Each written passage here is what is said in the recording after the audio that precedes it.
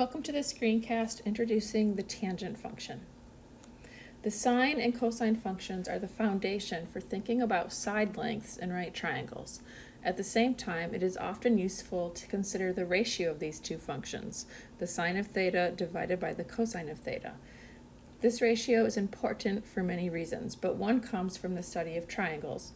In a right triangle with angle theta, the ratio sine of theta divided by cosine of theta is precisely the ratio of the length of the side opposite theta to the length of the side adjacent to theta. We introduce the tangent function to allow us to consider this ratio directly. We can think of the tangent of theta in two different ways. The tangent of theta equals the sine of theta divided by the cosine of theta, or the tangent of theta equals the opposite side of theta divided by the adjacent side to theta. If we view theta as an angle in standard position on the unit circle, we can think of the tangent of theta as the ratio of the vertical coordinate of a point traversing the unit circle to the horizontal coordinate of the point.